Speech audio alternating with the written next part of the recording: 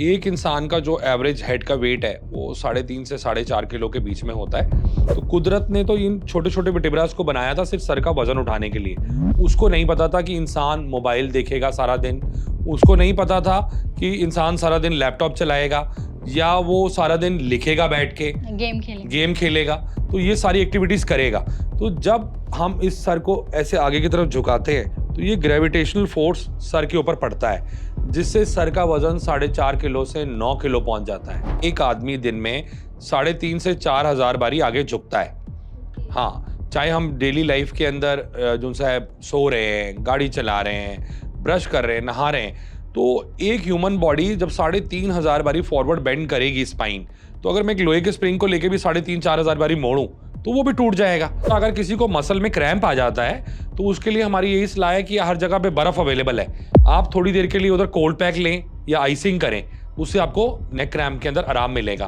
आप अपनी गर्दन को पीछे की तरफ लटका सकते हैं इस तरह से, और साथ में अगर आप ऐसे लटका रहे हैं तो आप अपनी गर्दन को इस तरफ भी लेके जाइए, ये वाली आपकी मसल खींचेगी जो स्टिफ हो रही है। बेड पे लिटाने के लिए मैं क्यों कह रहा हूँ, क्योंकि जब आप बेड पे लेट के एक्सरसाइजेस करते हैं तो मैं जब बैठ के कर रहा हूँ तो मैं अगेंस्ट ग्रेविटी कर रहा हूँ, और अगर मैं ये लेट के करूंगा तो टुवर्ड्स ग्रेविटी करूंगा, मेरी रेंज ऑफ मोशन बढ़ेगी, मेरी गर्दन ज़्यादा जाएगी और मेरी स्टिफनेस जल्दी खत्म हो जाएगी। बहुत पेशेंट आते हैं जिनके कंधे जाम है, शुगर की वजह से कपड़े पहनने में दिक्कत। 90% लोगों को शुगर की वजह से कंधे जाम हो जाते हैं। उनको सही करने के लिए जैसे आप दोनों हाथों में हाथ लेके लेट के बेड पे हाथ दोनों ऊपर उठाएं, या आप ऐसे खड़े होकर दीवार के सहारे अपनी उंगलियां चलाएं धीरे धीरे करके। ठीक है, तो उससे आप अपने शोल्डर्स को बेटर कर सकते हैं।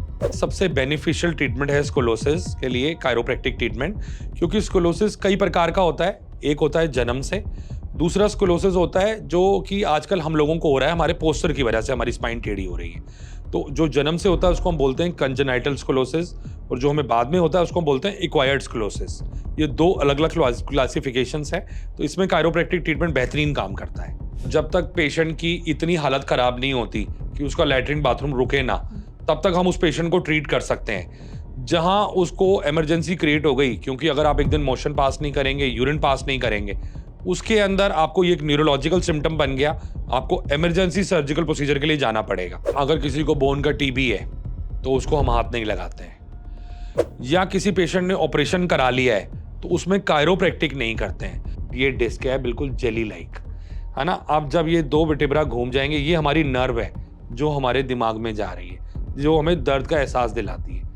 अब जब ये वर्टिब्रास घूम जाएंगे तो इसको बायोमैकेनिकल डिसऑर्डर कहते हैं। ये डिस्क इस तरह से निकल के बाहर आके नस को दबाएगी। अगर मैं एक पानी के पाइप की बात करूं, एक पानी का पाइप है, उसके अंदर से पानी गुजर रहा है, तो अगर उसमें कोई कचड़ा फंस जाता है तो वो पानी ब्लॉक हो जाता है। ऐसे ही हमारे ब्रेन में जो ब्लड की सप्लाई जा रही है, अगर उसके अंदर कोई रुकावट आ जाती है, कोई कचड़ा फंस जाता है, तो हमारे दिमाग को कुछ टाइम के लिए ब्लड की सप्लाई और ऑक्सीजन की सप्लाई नहीं मिलेगी, जिसकी वजह से हमें पैरालाइज हो जाता है।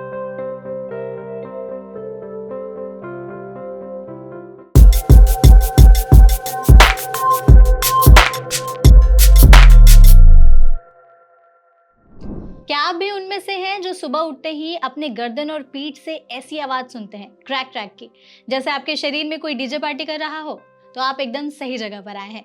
आज हमारे साथ एनबीटी स्वास्थ्य चर्चा में जुड़े हैं chiropractor doctor Varun Duggal. Sir, आपका हमारे इस प्लेटफॉर्म पर बहुत बहुत स्वागत है। मैम इधर बुलाने के लिए मुझे thank you so much sir. और सर के लिए ये कहना बिल्कुल भी गलत नहीं होगा कि सर हड्डियों के दर्द को ऐसे गायब करते हैं जैसे किसी ने जादू की छड़ी घुमा दी है। बहुत कोशिश करते हैं मैम, लोग ठीक होके जाएं जो भी पेशेंट आते हैं हमारे पास। बिल्कुल सर, जब आप आ रहे थे हमारे ऑफिस में तो आपको किसी को देख के ऐसा लगा कि उनका पोस्चर खराब है, या मन में ऐसा आया कि उनको टोक दूं कि यार पोस्चर खराब है आपका, प्लीज सही कर लो? जी, मैं नोटिस कर रहा था, लेकिन मैंने किसी को टोका नहीं। मैं बात करता हूँ राइट फ्रॉम द सिक्योरिटी। जैसे मैं अंदर आया तो पहले मैंने देखा जो सिक्योरिटी गार्ड गाड़ी के नंबर्स नोट कर रहा है, तो वो उसने अपनी पूरी बॉडी लीन करी हुई है, जिसकी वजह से बहुत ज़्यादा प्रॉब्लम्स क्रिएट होती हैं। फिर मैं जब रिसेप्शन पे आया, जो फ्रंट डेस्क मैंने देखा, तो उनका भी जो है, उन्होंने भी बॉडी को लीन करके वो कुछ नोट कर रही थी, गर्दन उनकी पूरी झुकी हुई थी। तो मैंने उनको कुछ बोला नहीं, लेकिन ये पोस्टर्स बहुत गलत होते हैं। मैं अक्सर एयरपोर्ट, रेलवे स्टेशन पे देखता हूँ, लोगों ने कानों में ईयरफोन लगाए होते हैं, गर्दन झुकाई होती है, टेढ़े मेढ़े होके बैठे होते हैं, फिर वो बाद में उनको डिसबल्स और ये सब चीज़ों के लिए जाना पड़ता है। तो हमें शुरुआत से ही अपने पोस्टर का ध्यान रखना चाहिए कि हमारी जो दिक्कत है वो इस तरह की बढ़े ना। तो सर मतलब आपने जब सही पोस्चर की बात कर रहे हैं आप, तो हाँ अकॉर्डिंग टू यू क्या सही पोस्चर होना चाहिए और मैम। क्या कॉमन रीजन है कि लोग अपना पोस्चर खराब कर लेते हैं? मैम देखिए, आजकल इतनी स्ट्रेसफुल लाइफ है कि एमएनसीज में या बैंक में 7-7 8-8 घंटे की नौकरी है। तो एक आदमी इतना लंबा पोस्चर मेंटेन नहीं कर सकता है। अगर उसको मैं कोई पोस्चर समझा के भी भेजता हूँ, तो कुछ टाइम के बाद जब मसल फटीग हो जाती हैं, वो इंसान थक जाता है, तो वो अपनी नेक को फॉरवर्ड बेंड करने लगता है। एक इंसान का जो एवरेज हेड का वेट है, वो 3.5 से 4.5 किलो के बीच में होता है। कंपैरेटिवली मेल्स और फीमेल्स का डिफरेंट रहता है। तो जब कुदरत ने हमारे गर्दन को बनाया था हमारे सर का 3.5 किलो वजन उठाने के लिए, लेकिन जब इस गर्दन को हम ऐसे आगे की तरफ झुकाने लगते हैं, तो जैसे जैसे गर्दन झुकने लगती है तो ग्रेविटेशनल फोर्स हमारी गर्दन के ऊपर एक्ट करने लगता है। उससे वो गर्दन का वेट बढ़ता चला जाता है। लेकिन वो वर्टिब्रा जो सर्वाइकल के हैं, वो साइज में बहुत छोटे हैं, वो इस काबिल नहीं है कि वो इतना वजन बर्दाश्त कर पाए। तो हर दो वर्टिब्रा के बीच में एक डिस्क होती है जो कुशनिंग का काम करती है और हमें जर्क लगने से बचाती है। तो वो डिस्क निकल के बाहर आके नस को दबाने लगती है, जिससे पेशेंट्स को दिक्कत आने लग जाती है लोगों को। ओके। सर एक और चीज़ जो मेरे मन में हमेशा ये हाँ सवाल जी, रहता हाँ है जी, कि हाँ जी। बहुत सारे लोग कहते हैं पोस्चर सही रखो, सीधे हाँ, बैठो, बिल्कुल। पीठ मतलब सही एकदम करके बैठो। हाँ जी, हाँ जी। बट जब भी हम इस चीज़ों की बात करते हैं ना और कंफर्ट वाले ज़ोन में जब हम आ जाते हैं, हाँ, हाँ, आराम हाँ। से लेटे हुए हैं, बिस्तर पे ऐसे लेटे हुए हैं, जी, जी, जी। वो ज़्यादा कंफर्टिंग होता है। बिल्कुल, और जैसे बिल्कुल। पोस्चर मेंटेन करना ना ज़्यादा देर तक बैठ ही नहीं पाते हैं कि बैठेंगे यार अब बस हो गया, अब नहीं हो रहा, वापस से हम उसी पोज़ीशन में आ जाते हैं। जी, जी, जी। ऐसा क्यों होता है और उसको ठीक करने के लिए क्या करें हम? मैम देखिए, बहुत छोटी-छोटी चीज़ें हैं, जैसे हम लोग लैपटॉप पे काम कर रहे हैं या आजकल बच्चे पीछे पॉल्यूशन की वज़ह से स्कूल में छुट्टियाँ थी, तो बच्चे अपनी गर्दनों को झुका देते हैं नीचे पढ़ने के टाइम, या टीचर्स पेपर चेक कर रही हैं। तो वही अगर हम थोड़े प्रिकॉशंस ले लें, लैपटॉप को हम अपने आई लेवल पे रखें, या जैसे हम लिख रहे हैं कोई चीज़, तो हम एक छोटा-सा टेबल स्टैंड है, वो यूज़ करना शुरू कर दें, है ना? लेट के टीवी देख रहे हैं, तो वो लेट के ना देखें, हम बैठ के देखें। ये छोटी-छोटी चीज़ें हैं जो हमें लाइफ़स्टाइल में चेंज करनी पड़ेंगी। लेट के उठ रहे हैं, करवट लेके उठें। नीचे झुक के चप्पल जूते निकाल रहे हैं, कमर झुका के नीचे ना जाएँ। हम घुटने मोड़ के नीचे बैठ जाएँ आराम से। पूरी बैठ जी, करके? पूरा बैठ के। अगर कोई वेट उठाना है, जैसे लेडीज़ हैं, किचन में काम कर रही हैं, कोई पानी का बर्तन उठाना है उनको, या कोई पतीले उठाने, तो वो आगे फॉरवर्ड बेंड होके नीचे की तरफ झुक के उठाती हैं। तो उससे उनकी स्पाइन का वेट और उस ऑब्जेक्ट का वेट, वो डबल वेट एक्ट करता है स्पाइन के ऊपर। और स्पाइन के अंदर अगर आप 70 किलो से ऊपर वेट डालते हैं, तो जो 2 वर्टिब्रा के बीच की डिस्क है, वो फट के बाहर आ जाती है। वो नस को दबाने लगती है। अगर हमारी सर्वाइकल लेवल पे दबाती है, तो हमारी बाजू में, हमारी चेस्ट में, सर में भारीपन, ये चीज़ें आने लगती हैं। अगर वही कमर वाली नस है, उससे पेशेंट को लेग्स में पेन जाने लगती है, ग्रॉइन में पेन जाने लगती है। कई पेशेंट आते हैं जिनको पेट में पेन जाने लगती है। अच्छा। हाँ, तो कई पेशेंट उसके लिए अल्ट्रासाउंड कराते हैं, पेट में उनको पता नहीं चलता क्या हो रहा है, कोलोनोस्कोपी कराते हैं, गैस्ट्रोएंटरोलॉजिस्ट के पास जाते हैं। तो वो पेन जब हम चेक करते हैं, क्योंकि जो हमारी बैकबोन है, उसके साथ सारी नर्व्स कनेक्टेड है, सारी ऑर्गन्स कनेक्टेड हैं। तो जब हम कायरोप्रैक्टिक में किसी वर्टिब्रास को मोबिलाइज करके सीधा करते हैं, तो वो हम नर्व्स पे भी काम करते हैं कि उसकी ऑर्गन्स भी मैनिपुलेट हों। ओके, तो सर जैसे आप कह रहे थे ना कि कोई औरत या आदमी उसने कोई हैवी वेट उठा लिया, तो ये सडन के लिए होता है या फिर जो लोग जैसे रोजमर्रा की जिंदगी में कर रहे हैं, बहुत सारे ऑक्यूपेशंस हैं ऐसे, अगर मान लीजिए एग्जांपल मजदूर का ही ले लें, जी, जी, तो वो जी। डेली इतना वेट उठाते ही हैं, तो उनके साथ भी ये प्रॉब्लम रहती है या अचानक से हमने वेट उठाया तो ये प्रॉब्लम मैम हो देखिए, सकती है? जो मजदूर है, उसका लाइफस्टाइल सेडेंटरी नहीं है। हाँ। वो उस काम को रोज कर रहा है। लेकिन हम लोग क्या है कि बेड में लेटे हुए हैं या 8 घंटे लैपटॉप पे काम करते हैं। अचानक से हम जाते हैं कि हमारी मदर ने कहा कि भई सिलेंडर खत्म हो गया है, गैस खत्म हो गई है, आप सिलेंडर बदलिए। तो हम अचानक से सिलेंडर उठा के बदलने लगते हैं। तो हमारी मसल्स और हमारे लिगामेंट्स में इतनी पावर नहीं है, वो यूज्ड टू ही नहीं है उसके, तो अचानक से हम इतना वेट डालते हैं, तो वो सीधा वेट स्पाइन के ऊपर पड़ता है, डिस्क के ऊपर पड़ता है। उससे डिस्क पूरी प्रोट्रूड करके बाहर आ जाती है, वो फट जाती है। ये डॉक्यूमेंटेड है कि एक आदमी दिन में 3,500 से 4,000 बारी आगे झुकता है। हाँ, चाहे हम डेली लाइफ के अंदर जो सा सो रहे हैं, गाड़ी चला रहे हैं, ब्रश कर रहे हैं, नहा रहे हैं, तो एक ह्यूमन बॉडी जब 3,500 बारी फॉरवर्ड बेंड करेगी स्पाइन, तो अगर मैं एक लोहे के स्प्रिंग को लेके भी 3,500-4,000 बारी मोड़ूं, तो वो भी टूट जाएगा। तो ह्यूमन स्पाइन में वियर एंड टियर होना स्वाभाविक है। हम रोड पे गाड़ी चलाते हैं, तो हम गाड़ी की अलाइनमेंट कराते हैं कि भाई हमारी गाड़ी टायर ना खाए। तो हम मशीन का तो इतना ध्यान करते हैं कि हमारी चीज़ खराब हो रही है, लेकिन ये इंसान को जो इतनी कीमती चीज़ भगवान ने दी है, उसकी हम ध्यान नहीं करते हैं, क्योंकि ये ट्रीटमेंट ना होने के कारण इंडिया में ज़्यादातर लोग दवाइयाँ, सर्जरी, इन चीज़ों पे डिपेंड हैं और वो कोई बीमारी को ठीक नहीं करती हैं, सिर्फ कुछ टाइम के लिए सप्रेस करती हैं। अगर मुझे पेन है, मैं पेन किलर लेता हूँ तो 7-8 घंटे के लिए मेरी पेन खत्म हो जाएगी। कायरोप्रैक्टिक जो ट्रीटमेंट है, ये पेन को दबाती नहीं है। हम पेशेंट के डायरेक्टली रूट कॉज पे काम करते हैं कि उसका डिस्क क्यों बल्ज आउट हुआ, क्यों बाहर आया। जबकि एलोपैथिक में, आयुर्वेदिक में या होम्योपैथिक में, मैं किसी भी का भी बुराई नहीं कर रहा हूँ, ये पूरे वर्ल्ड का सिनेरियो है, ये इंडिया का ही नहीं है। पूरे वर्ल्ड में ही सिर्फ पेन किलर्स दी जाती है दर्द को दबाने के लिए। अच्छा। हाँ, मतलब बाकी कहीं जगह दी नहीं जाती क्या? नहीं, सब जगह बैक पेन के लिए अगर आप फिजिशियन के पास जाती हैं तो हाँ। वो आपको पेन किलर्स ही देंगे, क्योंकि उनके पास कुछ है नहीं देने के लिए, तो वो पेन को सप्रेस कर रहे हैं। लेकिन ये हुआ क्यों? क्योंकि हमारी बैक के अंदर बायोमैकेनिकल डिसऑर्डर क्रिएट हुआ। हमारे जो 2 वर्टिब्रास थे वो अपनी जगह से डिस्प्लेस्ड हुए, जिसकी वजह से डिस्क के ऊपर प्रेशर पड़ा, डिस्क निकल के बाहर आई, उसने नस को दबाया। उसी से पेशेंट को टांगों में पेन, बाजू में पेन, चक्कर, बहुत सारे पेशेंट आते हैं हमारे पास जो ईसीजी कराने चले जाते हैं, उनको लेफ्ट साइड में चेस्ट में पेन आती है, तो उनको लगता है नहीं मुझे हार्ट की पेन आ रही है। अच्छा। हाँ, बिल्कुल। तो मतलब आप जैसा कह रहे हैं कि इस तरह की चीजों में लोग रूट कॉज पे ज्यादा पकड़ने की कोशिश हाँ, करते हैं और उन्हें पता नहीं कायरोप्रैक्टर कभी भी आपके सिम्टम्स को ट्रीट नहीं करेगा। Root cause. वो रूट कॉज को करेगा कि बीमारी जड़ से खत्म हो जाए, पेशेंट की प्रॉब्लम हमेशा के लिए सॉल्व हो।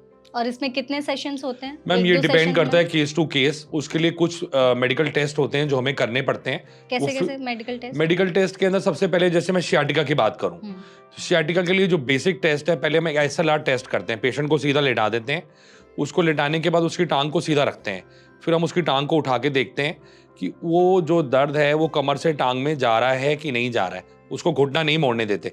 जब वो पेशेंट टांग को उठाता है तो वो 30 डिग्री पे किसी का पॉजिटिव आ जाता है, पेशेंट कहता है बस और मत उठाइए, या मेरा दर्द बढ़ रहा है। किसी का 40 डिग्री पे आ जाता है। तो ये छोटे छोटे कंफर्मेटरी टेस्ट हैं। एक हम करते हैं पंप हैंडल टेस्ट, वो स्लिप डिस्क को देखने के लिए कि जो डिस्क है वो अपनी जगह से बाहर तो नहीं आ गई है। एक हम करते हैं फैबर टेस्ट, एक करते हैं स्लम्प टेस्ट। तो ये फिजिकल टेस्ट हैं, हमें कोई एक्सरे नहीं कराने, कोई स्कैनिंग नहीं करनी है। और आजकल कायरोप्रैक्टिक में अगर आप देखेंगे तो एक इंटरनेशनल टूल बड़ा कॉमन आ गया है, जिसको हम लोग नर्वोस्कोप बोलते हैं।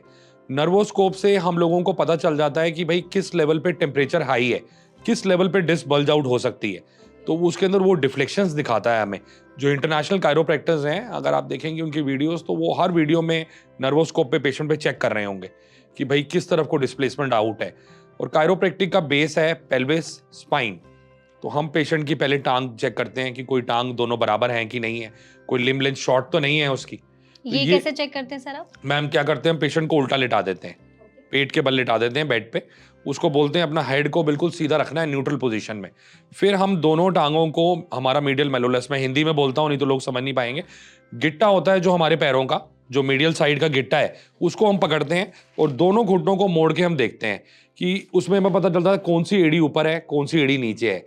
तो जो एड़ी हमारी ऊपर होती है, जो हमारी एड़ी ऊपर नजर आएगी, तो वो पेल्विस पीछे है, जो हिप जॉइंट है वो पीछे होता है, दूसरे साइड का हिप आगे की तरफ होता है। तो उससे हमें ये पता चल जाता है। फिर हम पैल्पेट करते हैं स्पाइन को, कि उसमें स्पाइन के अंदर कई पार्ट्स रहते हैं वर्टिब्रा के, स्पाइनस प्रोसेस, ट्रांसवर्स प्रोसेस। फिर हम उसको पैल्पेट करके देखते हैं कौन सा ऊपर है, कौन सा नीचे है। तो ये कई सारे कंफर्मेटरी टेस्ट हैं जो कि हम लोग पेशेंट को बिना एमआरआई, बिना एक्सरे के, सिर्फ क्लिनिक में फिजिकली एग्जामिन करके ही देख के बता सकते हैं। और किसी को आप ऐसे मतलब बिना कुछ टेस्ट के देख करके भी बता सकते जी हैं? बिल्कुल बिल्कुल। वो कैसे? जैसे अगर कोई मेरे सामने खड़ा हुआ है पेशेंट, तो सबसे पहले मैं उसको बोलूंगा कि अपनी दोनों टांगे न्यूट्रल पोजीशन में खड़ा हो, अपनी दोनों टांगे जोड़े, ठीक है। और बिल्कुल अपनी नेक को सीधा रखे, हाथ दोनों सीधे रखें। फिर मैं ध्यान से उसके दोनों कंधों की तरफ देखूंगा कि उसके कंधे दोनों इक्वल लेवल पे मुझे नजर आ रहे हैं या नहीं आ रहे हैं। दूसरी मेरी नजर जाएगी उसकी क्लेविकल्स के ऊपर, जिसको हम ब्यूटी बोन भी बोलते हैं। उसकी क्लेविकल्स ऊपर नीचे तो नहीं है। फिर पेशेंट को जो कंधा ऊंचा होगा, वो वाली लेग उसकी शॉर्ट होगी। वो इतनी कुछ शॉर्ट होगी कि उस पेशेंट को पता नहीं चलेगा। लेकिन अगर हम नॉर्मल ह्यूमन गेट पैटर्न देखें, तो आदमी जब चलता है तो उसकी पहले जमीन पे एड़ी छूती है, फिर उसका मिडफुट छूता है, फिर उसकी आगे की उंगलियां लगती हैं जमीन पे। तो इस तरह से ये भगवान ने हमारा पूरा बनाया है किस तरह से हम चलेंगे। लेकिन जब हमारी लिम्ब लेंथ शॉर्ट हो जाती है तो हमारी एड़ी जमीन पे टच नहीं कर पाती है, उससे हमारा सारा बॉडी का बैलेंस बिगड़ जाता है। और ये जो स्पाइन है, ये कुदरत ने बनाई है एक ईंटों के ढांचे की तरह। जैसे एक दीवार खड़ी होती है तो अगर मैं 2 नीचे की ईंटें निकाल के उनको टेढ़ा कर दूं तो ऊपर की पूरी इमारत हिल जाएगी। तो अगर मेरी सैक्रम में या मेरी टेल बोन में या मेरे लंबर स्पाइन में प्रॉब्लम है तो मेरे को सर्वाइकल हो सकता है। लोगों को सुनने में बहुत अजीब लगता है कि सर हमें तो गर्दन में दर्द है, लेकिन आप हमारा ट्रीटमेंट कर रहे हैं सैक्रम का या आप हमारा ट्रीटमेंट कर रहे हैं लंबर स्पाइन का। कायरोप्रैक्टिक ट्रीटमेंट में हम बॉडी को एज अ यूनिट देखते हैं। बॉडी की बायोमैकेनिक्स के बारे में है कायरोप्रैक्टिक, जो हम लोगों ने मैथ्स में पढ़ा है कितना डिग्री वर्टिब्रा एंगुलेटेड है, वो बेसिक हम इसमें चेक करते हैं। ओके। तो सर जैसे आप कह रहे थे ना कि पैर कितना शॉर्ट है वो हम देख करके पहचान जी सकते जी हैं, जी। तो ये बाय बर्थ लोगों में होता है कई बार, या ऐसा होता है कि मतलब डेली लाइफस्टाइल में कुछ चेंजेस आने की वजह से बहुत ज्यादा हैवी काम कर लिया जी या जी, ये बड़ा भारी बैग उठा इंपॉर्टेंट रहे क्वेश्चन हैं। है और हाँ। बहुत अच्छा क्वेश्चन आपने ये पूछा है मैम। जो कि अगर हमारी लिम्ब लेंथ शॉर्ट होती है, कई लोगों को जन्म से होती है, कई जैसे किसी को हिप की टीबी हो गई या किसी पेशेंट को बेसिकली कोई हिप के अंदर ट्रॉमा हो गया, फ्रैक्चर हो गया, कोई इम्प्लांट डला है, उससे लिम्ब लेंथ शॉर्ट हो जाती है। जो ये लिम्ब लेंथ शॉर्ट होती है टीबी की वजह से या किसी पेशेंट को हिप के अंदर कोई ट्रॉमा हो गया, इम्प्लांट डला है, तो वो तो जोन सी है अलग चीज़ हो गई। लेकिन कई लोगों को जो लिम्ब लेंथ है, फंक्शनल स्कोलोसिस आजकल बहुत कॉमन है पोस्चर की वजह से, जो हमारी स्पाइन टेढ़ी हो रही है। तो वो 90% 95% केसेस हमारे पास क्लिनिक में आ रहे हैं। जो लोग अपना पोस्चर मेंटेन नहीं कर रहे हैं, 8-8 घंटे कंप्यूटर पे बैठते हैं।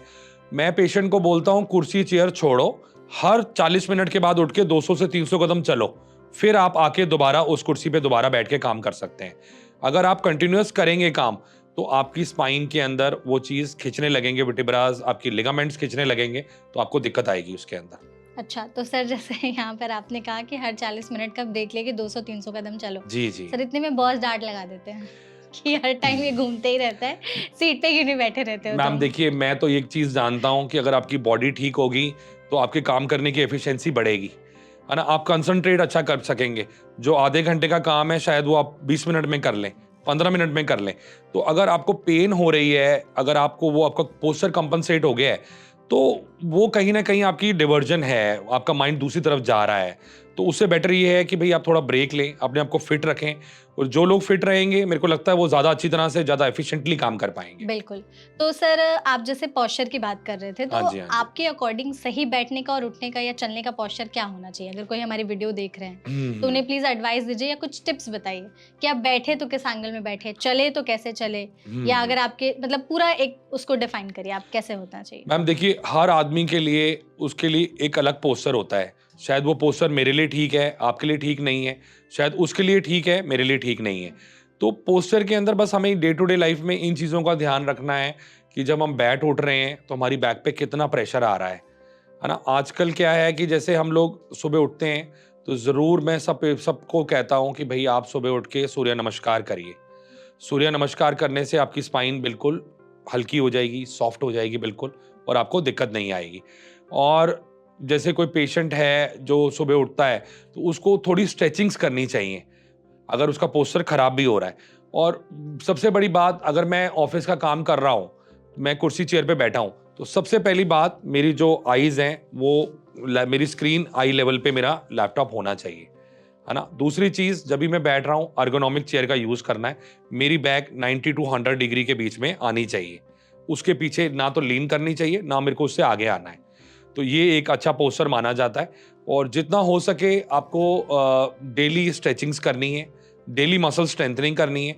कोई ज़्यादा समय नहीं लगता है, 15 से 20 मिनट अगर आप अपनी बॉडी को डेली का देते हैं, स्ट्रेचिंग करते हैं, थोड़ी सी सूर्य नमस्कार करें, है ना? आप जो है थोड़ा सा, आजकल प्लैंक्स बड़े कॉमन हो रहे हैं, बहुत लोग प्लैंक्स करते हैं, वो करें थोड़े। एक कैट कैमल एक्सरसाइजेज हैं, आप इंटरनेट पे सब आपको मिलेंगी एक्सरसाइजेज। तो कैट कैमल देख के आप वो एक्सरसाइजेज करें, वो पूरी स्पाइन को आपकी सॉफ्ट कर देगी। तो पोस्चर हर बंदे के लिए अलग है।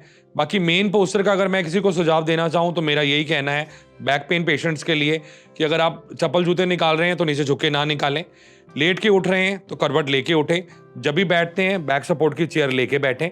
ये प्रिकॉशंस वो ज़रूर लें अपनी life day to day life में, क्योंकि बैक पे कम से कम स्ट्रेन आए, क्योंकि वैसे ही एक ह्यूमन स्पाइन दिन में 3.5 से 4,000 बारी झुक रही है, तो उस पर ऑलरेडी इतना लोड आ रहा है।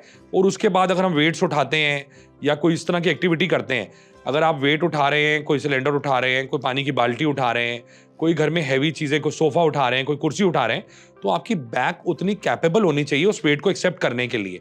अगर आपकी मसल्स वीक होंगी, आपके लिगामेंट्स वीक होंगे, तो वो डायरेक्ट वेट आपकी हड्डी पे पड़ेगा, आपके वर्टिब्रास पे पड़ेगा। उससे वो जो डिस्क है वो बड़ी नरम सी होती है, बिल्कुल जेली लाइक मटेरियल होता है, वो निकल के बाहर आ जाती है, वो नस को दबाने लगती है मरीज के। फिर उससे कई सारी प्रॉब्लम्स क्रिएट हो जाती हैं। इमरजेंसी में अगर किसी की लैट्रिन बाथरूम रुक जाती है तो सर्जिकल इंटरवेंशन करनी पड़ती है, उसके अलावा कोई ऑप्शन नहीं बचता है। जी जी। हाँ, अगर जो लोग नहीं ध्यान करते हैं, और हमारे इंडिया के अंदर हर साल 10 लाख से ज्यादा लोग हैंडीकैप होते हैं सिर्फ बैक पेन और नेक पेन की वजह से। हाँ, बहुत बड़ा आंकड़ा है, क्योंकि इतना पोस्टर लोगों का खराब हो चुका है, लोग उस पर बिल्कुल ध्यान नहीं दे रहे हैं। सारा दिन उनका बस फोकस है कि भाई हमें काम करके आउटपुट निकालना है। लेकिन आपकी बॉडी ठीक होगी तो आप ज़्यादा अच्छा आउटपुट निकाल पाएंगे, ज़्यादा अच्छा काम कर पाएंगे। बिल्कुल। तो सर जैसा आप पोस्चर की जब बात कर रहे थे, आपने इमरजेंसी सिचुएशंस की भी बात की। इतने सारे पेशेंट्स का ट्रीटमेंट आप करते हैं। जी। कोई ऐसा केस आपको याद हो या आप बताना चाहें हमारे ऑडियंस को, जो एकदम बेड रिडन पेशेंट आ गया हो, बहुत ज़्यादा इमरजेंसी सिचुएशन में हो, जैसे आपको भी देख के लगा कि शायद मैं भी इसे मतलब इसका ट्रीटमेंट ना कर पाऊँ या एकदम इसका कंडीशन वर्स हो चुका है, तो उसके बारे में प्लीज़ बताइए। मैम देखिए, कायरोप्रैक्टिक के अंदर जब तक पेशेंट की इतनी हालत खराब नहीं होती कि उसका लैट्रिन बाथरूम रुके ना, तब तक हम उस पेशेंट को ट्रीट कर सकते हैं। जहां उसको इमरजेंसी क्रिएट हो गई, क्योंकि अगर आप एक दिन मोशन पास नहीं करेंगे, यूरिन पास नहीं करेंगे, उसके अंदर आपको ये एक न्यूरोलॉजिकल सिम्टम बन गया, आपको इमरजेंसी सर्जिकल प्रोसीजर के लिए जाना पड़ेगा। तो सीधी सर्जरी उसका ऑप्शन सीधा उसका सर्जरी ऑप्शन है। हम लोग फुट ड्रॉप को ठीक कर सकते हैं। कई लोगों के पंजे में पैरालाइज हो जाता है बैक पेन की वजह से। हमारे पास लोग आते हैं जिनके पंजे ऐसे लटके होते हैं, कई लोग आते हैं जिनका रिस्ट लटका होता है, कई लोगों का नी का लॉकिंग नहीं होता। जब इंसान चलता है तो एक मसल होती है घुटने के पीछे, जिसे हम पोप्लिटियस बोलते हैं, वो घुटने को लॉक करती है। अभी तो पोलियो इरेडिकेट हो गया इंडिया में, गवर्नमेंट ने बहुत ही अच्छा काम किया है, जिसकी वजह से पोलियो, नहीं तो आप पहले देखेंगे तो जो पोलियो का मरीज था वो ऐसे घुटने पे हाथ रख के चलता था, उसको हम बोलते थे हैंड टू नी गेट। उसकी ये पोप्लिटियस मसल पीछे वाली काम ही नहीं करती थी, वो घुटना आगे की तरफ भागता था, तो वो उसका जो सा है नी लॉकिंग ही नहीं होती थी। तो ऐसे बड़े सारे न्यूरोलॉजिकल सिम्टम्स आने लगते हैं अगर हम इसे कंट्रोल नहीं करते हैं। तो कोई भी बीमारी बढ़ने से पहले उसे कंट्रोल किया जाए। अगर आदमी को बुखार ही आता है तो उसी से उसका शरीर टूट जाता है। तो ये तो ऐसी कोई भी बीमारी अच्छी नहीं है जो कि आप अपने शरीर में रखते हैं। बिल्कुल। मतलब कोई ऐसा केस जो आप बताना चाहें खुद का? मैम देखिए, काफ़ी सारे ऐसे केसेस आते हैं। एक मुझे याद है, एक मेरे पास पेशेंट थे, वो बिल्कुल बेड रिडन थे। उनका बाथरूम लैट्रिन बिल्कुल बेड पे था, घर वाले सारी सेवा कर रहे थे। तो उन केसेस के अंदर बेसिकली फिर उसमें टाइम करने में, रिवाइव करने में बहुत टाइम लगता है।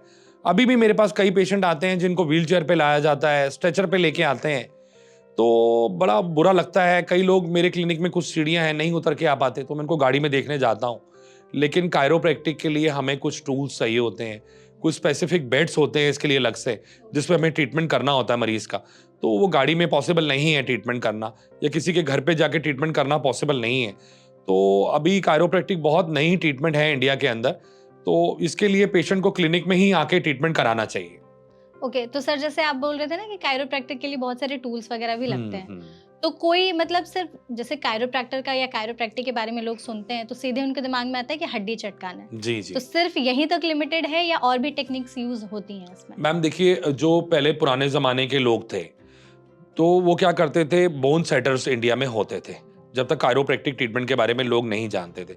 मैं थोड़ा सा आपको कायरोप्रैक्टिक का शॉर्ट में इतिहास बता देता हूँ। ये ट्रीटमेंट तकरीबन 1910 में शुरू हुई थी। डी पार्मन नाम का एक बंदा था जिसने एक क्वीन के ऊपर ये ट्रीटमेंट करी थी। जब उसने क्वीन के ऊपर ट्रीटमेंट करी, वो पेशेंट क्वीन एकदम ठीक हो गई।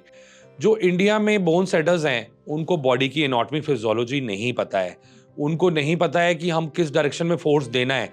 हड्डी की cut is not chiropractic. Chiropractic is all about the body biomechanics. पहले हमारा जो डायग्नोसिस है वो बहुत ही इंपॉर्टेंट है। हमें पहले पूरा चेक करना पड़ता है किस एरिया का हमें कायरोप्रैक्टिक करना है, किस के कायरोप्रैक्टिक करने से इस पेशेंट को कितना फायदा होगा। उसके अंदर कई बारी पेशेंट के लिए हमें एमआरआई के लिए भी भेजना पड़ता है, एक्सरे के लिए भी पेशेंट को भेजना पड़ता है।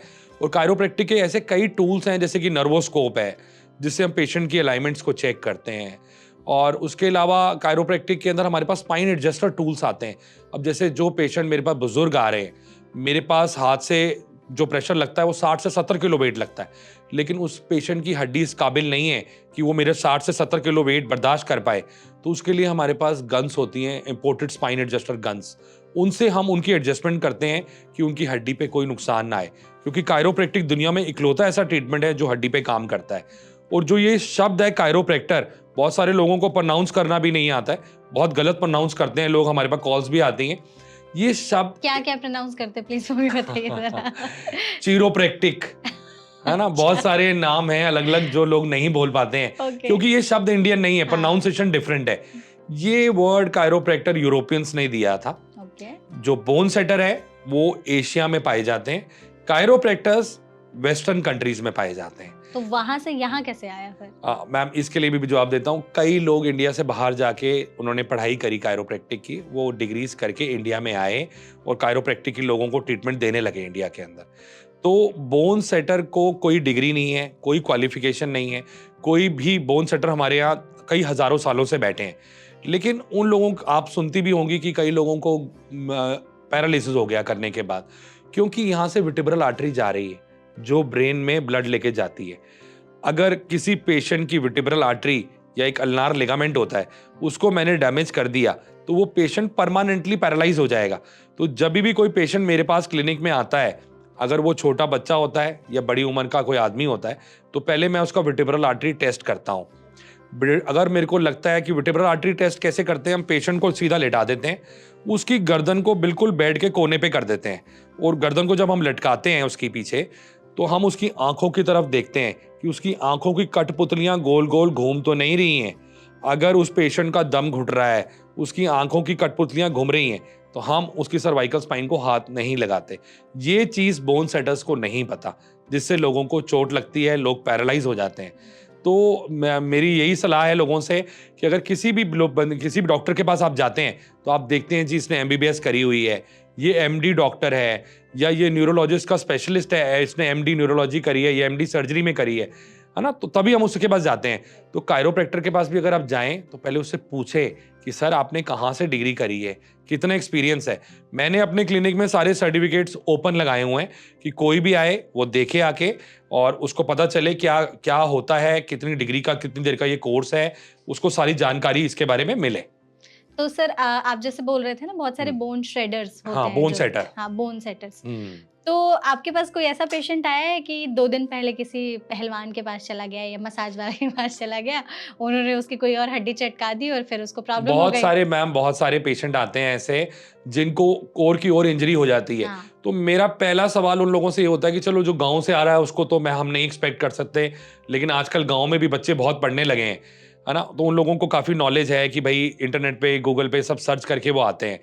लेकिन पढ़े लिखे लोग जा रहे हैं, तो सबसे बड़ी तो ये चीज हमें खराब लगती है कि भाई पढ़े लिखे लोग ऐसा कैसे कर सकते हैं कि वो एक अनपढ़ आदमी के पास जाके अपनी स्पाइन उसके हवाले कर रहे हैं।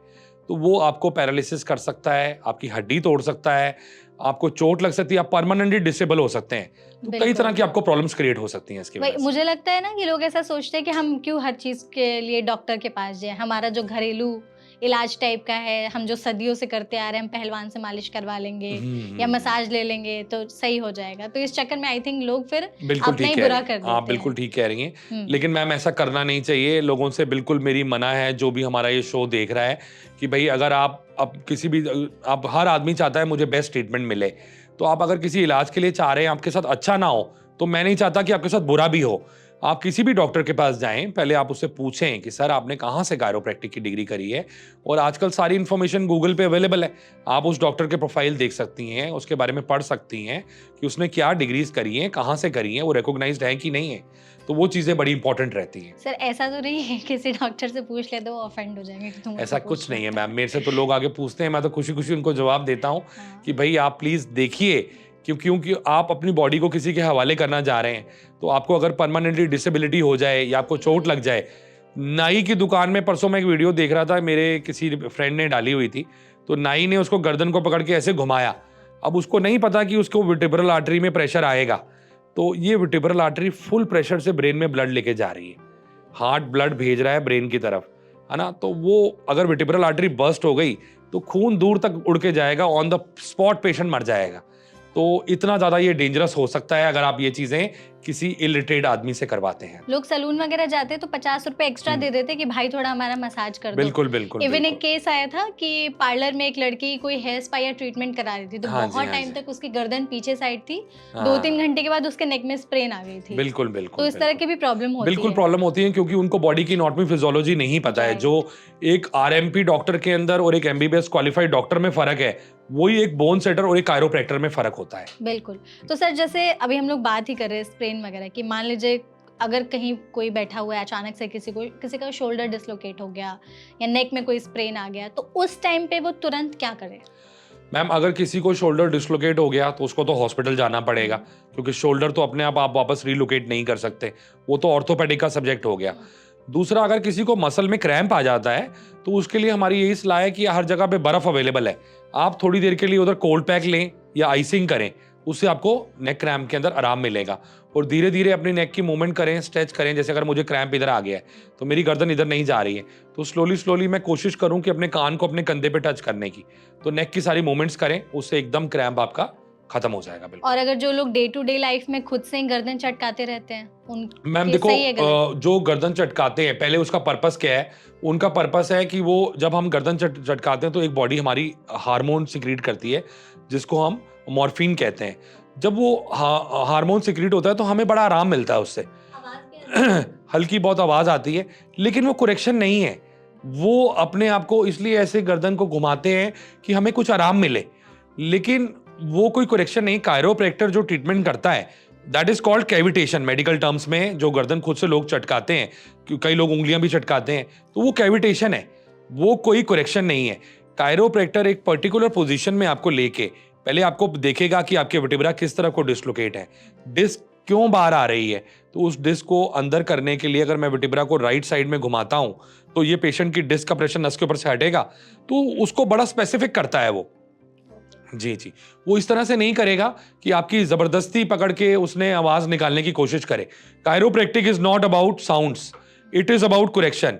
हम जब कॉलेज में पढ़ रहे थे, तो हमें वो यही कहते थे कि भई आपको साउंड पे फ़ोकस ही नहीं करना, आपको करेक्शन पे फ़ोकस करना है, अपनी हैंड प्लेसमेंट पे फ़ोकस करना है कि आप किस वर्टिब्रा पे हाथ रख रहे हो। आपका डायरेक्शन ऑफ फ़ोर्स बड़ा इंपॉर्टेंट रहता है कायरोप्रैक्टिक में कि आप किस तरफ को ज़ोर लगा रहे हैं। तो सर आपने इस प्रोफ़ेशन को क्यों चूज़ किया? क्या सोच कर के आपने कहा कि हाँ, मुझे ये वाला करना है?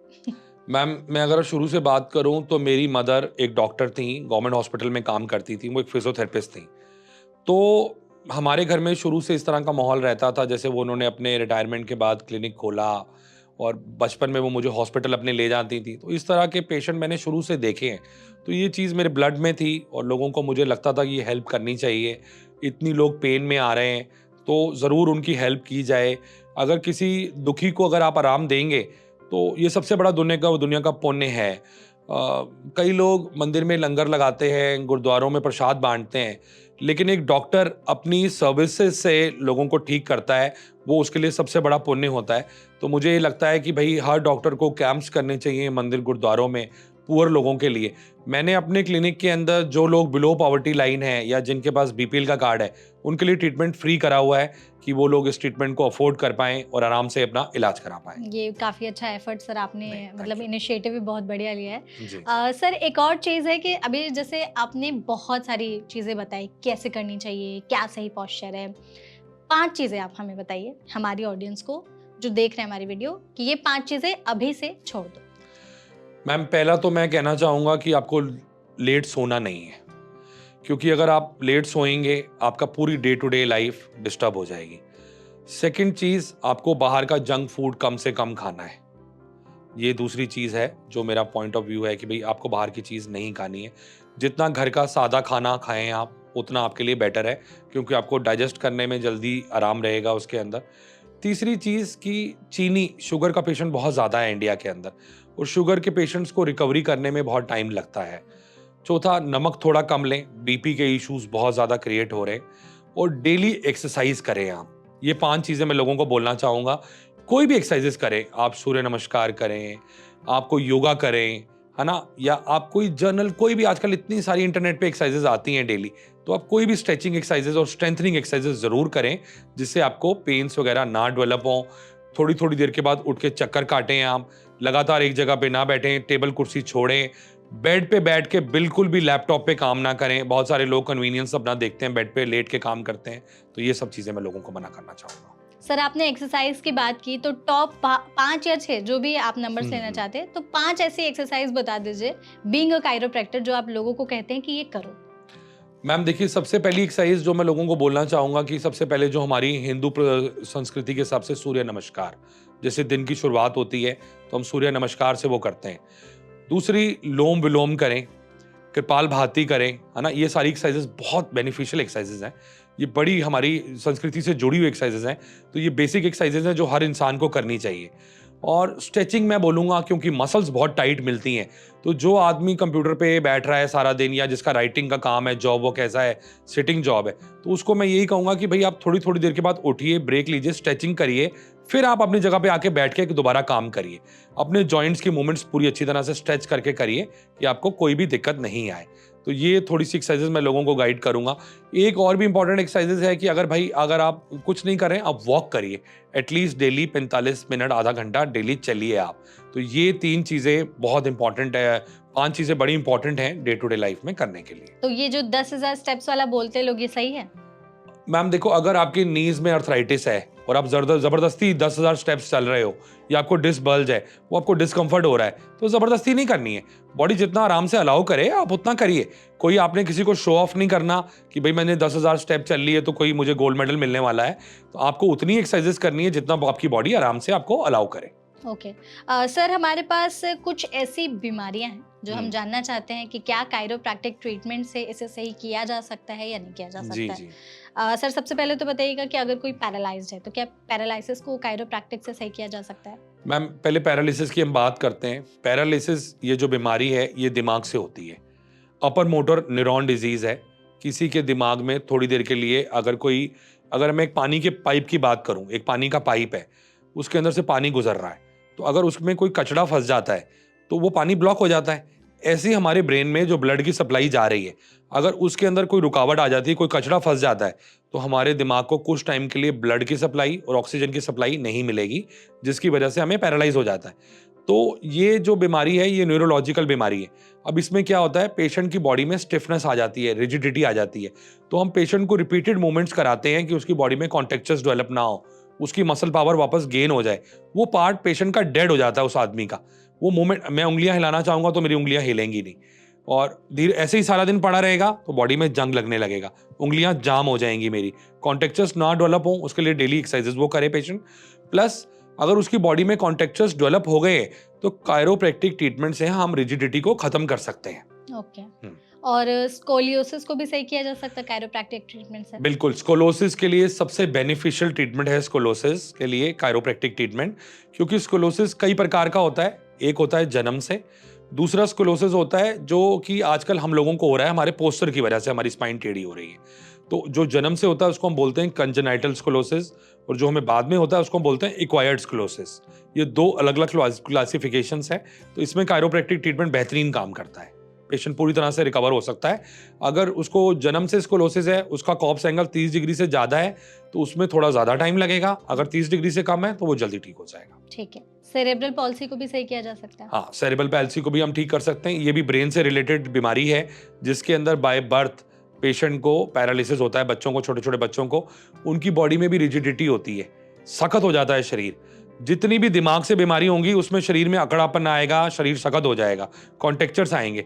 जो रीढ़ की हड्डी से होगा उसमें शरीर फ्लैसिड हो जाएगा, लटक जाएंगी मांसपेशियां। तो रिजिडिटी को कम करने के लिए जरूर हम कर सकते हैं। ओके। और लास्ट, डाउन सिंड्रोम को भी सही किया जा सकता है? हाँ, डाउन सिंड्रोम को बिल्कुल ठीक किया जा सकता है। उसमें भी बेसिकली क्या होता है कि बॉडी में रिजिडिटी आती है। तो जहां आपको बॉडी में रिजिडिटी मिलेगी वहां कायरोप्रैक्टिक ट्रीटमेंट बेहतरीन काम करती है। एक ही थ्रस्ट में हम लोग, थ्रस्ट बोलते हैं हम लोग, जो ये कायरोप्रैक्टिक में क्रैक करते हैं, तो उसको एक ही थ्रस्ट में हम रिलीज कर सकते हैं स्टिफनेस। आपने बताया कि कहाँ-कहाँ और कौन-कौन सी बीमारियां कायरोप्रैक्टिक ट्रीटमेंट से सही की जा सकती जी है? जी जी। कोई ऐसा फील्ड है या कोई ऐसी बीमारी है जहां कायरोप्रैक्टिक ट्रीटमेंट को रेकमेंड नहीं किया जाता है? मैम अगर किसी को बोन का टीबी है तो उसको हम हाथ नहीं लगाते हैं, या किसी पेशेंट ने ऑपरेशन करा लिया है तो उसमें कायरोप्रैक्टिक नहीं करते हैं। मैं अपने क्लिनिक में सिर्फ कायरोप्रैक्टिक नहीं करता हूँ, मेरे पास पूरी होलिस्टिक अप्रोच है, जिसमें मैं ड्राई नीडलिंग भी करता हूँ, मैं उसको फिजियोथेरेपी भी देता हूँ, मैं उसको जो सा है फेशिया भी उसका रिलीज कराता हूँ आईएसटीएम के थ्रू, मैं उसे कपिंग भी करता हूँ, मैं उसको काइनोसोलॉजी टेपिंग भी करता हूँ। तो जो जैसी पेशेंट की रिक्वायरमेंट है, मेरा मेन एम ये था कि हर आदमी विदेश नहीं जा सकता इलाज कराने के लिए, तो जो विदेश में ट्रीटमेंट है अगर मैं इंडिया में ले आऊँ और लोगों को बेहतरीन ट्रीटमेंट दूँ, तो लोगों को विदेश जाने की जरूरत ही नहीं है। बिल्कुल। हमारी लाइफस्टाइल जैसी है, बिल्कुल खान-पान एकदम खराब हो चुका है। बिल्कुल बिल्कुल कुछ भी कचरा जा रहा है हमारे शरीर में, जंक बिल्कुल फूड्स हम खाते हैं। बिल्कुल। तो क्या डाइजेशन को कायरोप्रैक्टिक ट्रीटमेंट से सही किया जा सकता है और कैसे, और आप क्या एडवाइस देना चाहेंगे लोगों को? मैम देखिए, जो आप देखते हैं डाइजेशन के लिए, वो हम बेसिकली इसमें कायरोप्रैक्टिक का बहुत बड़ा इंपॉर्टेंट रोल है। जैसे हम बोन्स को क्रैक करते हैं, तो हमारी जितनी भी बोन्स हैं, जैसे मैं अगर अपनी स्पाइन पे हम लोग काम कर रहे हैं, तो हमारी स्पाइन में जितनी भी बोन्स हैं उनके साथ सारी नर्व्स कनेक्टेड हैं जो कि हमारी ऑर्गन्स पे जा रही हैं। तो जब हम उनको क्रैक करते हैं तो हमारी डाइजेशन भी इम्प्रूव करती है। अब हमारे पास कई केसेस आते हैं जिनको बैक बोन से पेन पेट में जा रही है। पेशेंट बहुत सारे कंफ्यूज हो जाते हैं, हॉस्पिटल में जाते हैं, अल्ट्रासाउंड कराते हैं, क्लोनोस्कोपी कराते हैं, एंडोस्कोपी, और एंड में लास्ट में उनको रिजल्ट सारी चीज़ें रिपोर्टेड ठीक आ रही। लेकिन पेशेंट को इतनी दर्द है, पेट में इतने दर्द के फुवारे उड़ रहे हैं, कई लोगों को इतनी ज़्यादा गैस बनती है, छाती में जलन, है ना, इतना, और ये सारी चीज़ें कायरोप्रैक्टिक ट्रीटमेंट द्वारा हम लोग पूरी तरह से ठीक कर सकते हैं। और सबसे बड़ी पहली तो एडवाइस है लोगों के लिए कि भैया पानी ज़्यादा पीजिए, क्योंकि लोग पानी ही नहीं पीते हैं। तो मैं लोगों को सबसे पहले तो यही एडवाइस देना चाहूँगा कि भैया आप मिनिमम 3 लीटर्स पानी एवरी डे पिएँ। अगर आप भूल जाते हैं तो मोबाइल में अलार्म लगाएं, हर 1 घंटे के बाद 1 गिलास पानी पीजिए। तो अगर आप ऐसे करके पिएंगे, दिन में अगर आप 7-8 घंटे भी जाग रहे हैं, तो आराम से 3 लीटर पानी आप पी सकते हैं। तो आपकी काफ़ी सारी प्रॉब्लम्स उसी से सॉल्व हो जाएंगी। ओके, तो सर ये डाइजेशन वाला है, क्या इसे नाभि सेटिंग से सही किया जाता है क्या? मैम देखिए, जो ये नाभि सेटिंग कहा जाता है, ये बेसिकली विसरल ऑस्टियोपैथी ट्रीटमेंट होता है। विसरल ऑस्टियोपैथी ट्रीटमेंट आज से नहीं, बहुत सालों से किया जा रहा है यूरोपियन कंट्रीज के अंदर, और इसको करने के लिए ऑस्टियोपैथ्स होते हैं, और ये स्पेसिफिक एक डिग्री है जिसके अंदर हम लोग ऑर्गन्स पे काम कर सकते हैं। कायरोप्रैक्टिक ट्रीटमेंट में ओनली हड्डियों पे, जॉइंट्स पे काम किया जाता है, लेकिन जो ऑस्टियोपैथी है उसके अंदर हम मसल्स पे, फेशिया पे, ऑर्गन्स पे, साइनस पे, टीएमजे पे, ये सब चीज़ों पे काम कर सकते हैं। तो अब क्या होता है, जो आप हमारी वीडियोस में अगर देखते हो कभी, तो उसमें जो हम करते हैं, हम फेशिया को रिलीज करते हैं। जैसे अगर हम रोटी खाते हैं तो हमारी जो इंटेस्टाइन्स है उनका काम है खाने को क्रंच करना। खाने को, जैसे मिक्सी खाने को पीसती, हम चटनी बना रहे हैं तो, या कोई मसाला बना रहे हैं तो मिक्सी उसको पीसती है, ऐसे इंटेस्टाइन्स का काम है खाने को क्रंच करना। जब इंटेस्टाइन्स खाने को क्रंच ही नहीं कर पाएंगी प्रॉपरली, अनडाइजेस्टिव फूड रहेगा, तो उससे ज़रूर ब्लोटिंग की दिक्कत, कॉन्स्टिपेशन लोगों को, है ना, इस तरह की प्रॉब्लम्स क्रिएट होंगी। तो हम लोग क्या करते हैं, ऑस्टियोपैथी से ऑर्गन्स को, जो फेशिया है उसके ऊपर काम करते हैं। फेशिया अगर मैं आपको समझाना चाहूँ क्या होता है, बेसिकली जैसे हमारी स्किन है ना, स्किन के नीचे हमारी फेशिया होता है, फिर उसके नीचे मसल होती है। अगर हम घर में प्याज खाते हैं तो प्याज का हम जैसे छिलते हैं तो प्याज का छिलका उतार देते हैं, जब छिलका उतारते हैं तो उसके नीचे एक वाइट कलर की पील उतरती है, उस तरह वो हमारा फेशिया होता है। अगर वो हमारा फेशिया टाइट हो जाएगा, हमारी ऑर्गन्स की फंक्शनिंग स्लो डाउन हो जाएगी, लिवर की, पैनक्रियास की, इंटेस्टाइन्स की। तो उस, अगर मैं उस फेशिया को रिलीज कर दूंगा मैनुअली अपने हाथ से, तो उससे लोगों की प्रॉब्लम बहुत ज़्यादा सॉल्व होती है। बहुत लोग हमारे पास ठीक होके जाते हैं क्योंकि उनका फेशिया पूरा टाइट होता है। तो उस फेशिया को रिलीज करने से बहुत पेशेंट को आराम मिलता है, क्योंकि बाहर इन चीज़ों पे बहुत ज़्यादा काम किया जाता है। जो इंटरनेशनल ऑस्टियोपैथ्स हैं वो क्या करते हैं, एक एंडोस्कोप ले लेते हैं। एंडोस्कोप क्या होता है, एक पतला सा कैमरा लेके स्किन के अंदर डाल के उसको मॉनिटर पे देखते हैं कि फेशिया कहीं डिस्टॉर्टेड तो नहीं है। तो उसके लिए कोई चीरा कट लगता है या? चीरा नहीं, उसके अंदर एक छोटा सा कट लगा के उसको अंदर डाल देते हैं कैमरे को, और एंडोस्कोप से उसको देखते हैं कि भाई इसके अंदर कोई फेशिया डिस्टॉर्टेड तो नहीं है। जहाँ से फेशिया डिस्टॉर्टेड होगा उधर आपकी ऑर्गन की फंक्शनिंग स्लो डाउन हो जाएगी। ओके, तो इस चीज से पता लगाया जा सकता हाँ, है। पता लगा सकते हैं। अभी ये टेक्नोलॉजी इंडिया में नहीं है, लेकिन हम लोग होप करते हैं कि बड़ी जल्द हमारे पास भी एंडोस्कोप्स होंगे और हम भी मरीज को इस तरह एग्जामिन कर पाएंगे और उसको ज़्यादा मदद कर पाएंगे इसके अंदर। बिल्कुल। सर आपने यहाँ पर जैसे लिवर की भी बात कर रहे थे जी आप, जी तो जी। लिवर की प्रॉब्लम्स को भी सही किया हाँ कर मैम, सकते जैसे फैटी लिवर बहुत ज़्यादा कॉमन प्रॉब्लम है। फैटी लिवर सही हो सकता हाँ, है? फैटी लिवर ठीक हो सकता है। ऑस्टियोपैथी से हम लोग, हमारे पास एक टेक्निक होती है लिवर लिफ्ट टेक्निक। जो कि हमें ऑस्टियोपैथी में सिखाया जाता है। तो लिवर एक ऐसी ऑर्गन्स है जिसके अंदर जब हमारी बॉडी टॉक्सिन्स प्रोड्यूस कर रही है, डिटॉक्सिफाई कर देते हैं हम लिवर लिफ्ट टेक्निक से, उससे पेशेंट को बहुत ज़्यादा आराम मिलता है। अच्छा, तो अगर किसी को फैटी लिवर की प्रॉब्लम है तो वो कायरोप्रैक्टर के पास आ सकता हाँ, है? ऑस्टियोपैथी करते हैं इसके अंदर हम लोग, विसरल ऑस्टियोपैथी कहा जाता है उसको, उससे उसमें पेशेंट को काफ़ी ज़्यादा आराम मिलता है। Okay, great. ये तो मतलब आई थिंक बहुत लोगों को नहीं पता होगा, नहीं, सबको बिल्कुल लगा नहीं। कि ये सिर्फ हड्डियों से ही रिलेटेड है। नहीं, नहीं, इसके अंदर हम लेकिन सारी ऑर्गन्स को मैम ट्रीट कर सकते हैं, साइनस का हम इलाज कर सकते हैं, बिल्कुल, इसके काला बारे में मोतिया बताइए। को हम ट्रीट साइनस के बारे में मैं आपको बताता हूँ। साइनस के अंदर अगर हम बात करें, पहले तो हम साइनस को चेक करते हैं कि पेशेंट को साइनस है कि नहीं है। ठीक है। उसके लिए एक्सरेज होते हैं जिसके माध्यम से हम चेक कर सकते हैं कि साइनसेस पेशेंट की ब्लॉक्ड हैं या खुली हैं। अब क्या होता है कि किसी पेशेंट को नज़ला है, जुकाम है, म्यूकस है, तो उसके माथे में फ्रंटल साइनस में वो जम जाएगी या नाक में जम जाएगी। नाक की साइनस को हम बोलते हैं नेजल साइनस, ये हमारी फ्रंटल साइनस है। मुंह के अंदर हमारी मैक्सिलरी साइनस होती है, फिर एक ज़ाइगोमेटिक साइनस होती है। तो अगर किसी पेशेंट की वो साइनस के अंदर क्या होता है, एक होल होता है जिसके थ्रू वो साइनस ड्रेन होकर बॉडी में हमारी म्यूकस निकल जाती है। अगर किसी की साइनस ब्लॉक्ड होगी तो वो म्यूकस अंदर निकल ही नहीं पाएगी मरीज की, वो ब्लॉक्ड रहेगी, वो बार बार इन्फेक्शन करेगी। उसके लिए एंटीबायोटिक दिए जाते हैं कि भाई वो म्यूकस जो है पेशेंट की सूख जाए अंदर। तो उसको ठीक करने के लिए हम ऑस्टियोपैथी में उस पेशेंट की साइनसेस को ओपन कर देते हैं मैनुअल कुछ ट्रीटमेंट से, प्रेशर्स देके, उससे वो अंदर ही अंदर ड्रेन करने लगता है। आजकल आप सुनते होंगे कि पेशेंट का खाना खाते हुए मुंह में टक टक की आवाज आती है। हाँ, उसको हम जॉ लॉकिंग, जॉ लॉकिंग क्या? जॉ लॉकिंग, हाँ, उसको हम टीएमजे डिसफंक्शन बोलते हैं। उसको भी हम ट्रीट कर सकते हैं क्रेनियल ऑस्टियोपैथी से और कायरोप्रैक्टिक ट्रीटमेंट से। तो ये वाली प्रॉब्लम आई थिंक बहुत सारे, इवन मुझे भी है ये प्रॉब्लम। मतलब अच्छा, जब भी अच्छा। हम ऐसा मतलब मुंह खोलते हैं तो कट कट की आवाज आती हाँ, है, हाँ। इवन पूरा मुंह ढंग से खुल भी नहीं पाता है जी, इसके जी, चक्कर जी, में, जी, जी। या फिर खाना खाते टाइम भी। हाँ, तो ये हाँ। मतलब बहुत ज्यादा सीवियर प्रॉब्लम तो नहीं नहीं, है? नहीं, बिल्कुल सीवियर प्रॉब्लम नहीं है, इसका पूरा ट्रीटमेंट है। और जो भी लोग आपका ये शो देख रहे हैं, मैं उनको पहले कहूंगा कि अपने मुंह में 3 उंगलियां डाल के देखें इस तरह। अगर तो 3 उंगलियां जा रही हैं तो आपका जॉ लॉक्ड नहीं है। अगर आपके मुंह में 3 उंगलियां नहीं जा रही हैं तो आपका जॉ लॉक्ड है। फिर इसमें भी हम फेशिया पे काम करते हैं, क्रेनियल ऑस्टियोपैथी देते हैं, कायरो देते हैं, उससे पेशेंट को एकदम आराम आता है। अच्छा, तो मतलब साइनस भी और ये जो आप जॉ लॉकिंग हाँ वाली जी, चीज बोल रहे हैं, ये भी सही बिल्कुल, की जा इसको हम सकती ठीक है। कर सकते हैं। फिर हम लोग सेप्टम डिवीजन, कई लोगों का नाक टेढ़ा होता है, अच्छा, आपने देखा होगा, साइनस से नाक साफ कर करके थोड़ा नाक का शेप टेढ़ा हो जाता है, ओके, तो वो हम इससे ठीक कर सकते हैं क्रेनियल ऑस्टियोपैथी वापस ट्रीटमेंट से। पोजीशन में आ सकती हाँ, है। वापस पोजीशन में आ सकता है। ग्रेट सर, आजकल के टाइम पर ना माइग्रेन का इशू बहुत ज्यादा हाँ जी, कॉमन हाँ हो जी, गया है हाँ जी, लोगों हाँ में, जी। क्योंकि जैसे आई थिंक वो खाने से भी ज्यादा रिलेटेड होता है कि आप बिल्कुल, बहुत बिल्कुल। टाइम तक भूखे रहते हो तो एसिडिटी होती है हाँ पेट जी, में, हाँ जी। फिर वो माइग्रेन ट्रिगर करता है। तो माइग्रेन भी सही किया जा सकता है उसके ट्रिगर पॉइंट्स को पहचान मैम, मैं करके? पहले आपको बताना चाहूंगा कि माइग्रेन नाम की कोई बीमारी नहीं है, अच्छा, सिर्फ एक मिथ है। इंटरनेशनली अगर आप जाएंगी और उनको बोलेंगी मुझे माइग्रेन है, तो माइग्रेन नाम का कोई शब्द नहीं है। ये सिर्फ सर्वाइकोजेनिक हेडेक होती है, जो कि पेशेंट की गर्दन की वजह से सर में दर्द होता है। ये सर्वाइकल की वजह से जी। होता है? तो सर्वाइकल कैसे माइग्रेन को ट्रिगर कर मैं देता है आपको या इस कैसे बात का बिल्कुल रिलेटेड? बताता हूँ।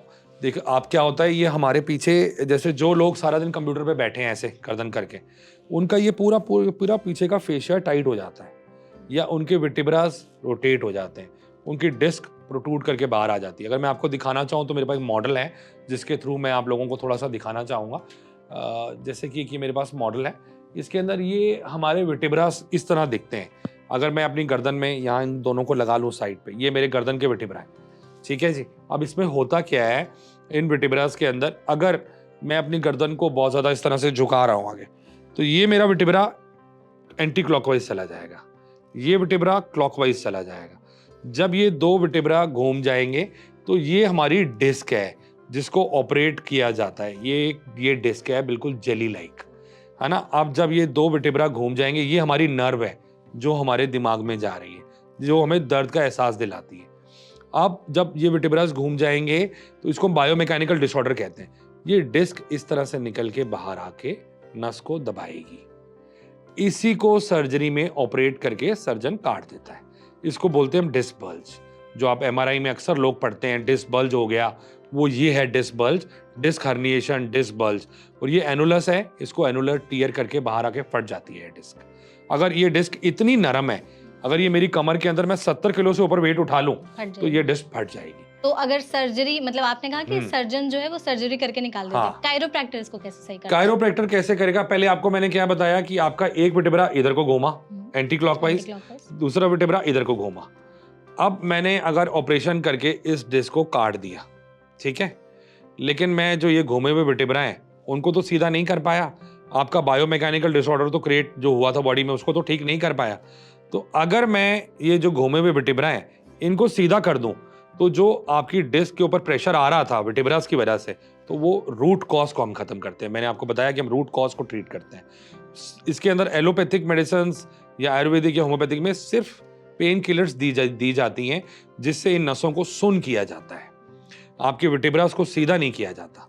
तो ये जो बायोमैकेनिकल डिसऑर्डर क्रिएट हुआ है, physics cannot be corrected bye chemistry, it can be corrected bye physics only. ये फिजिकल डिसऑर्डर है।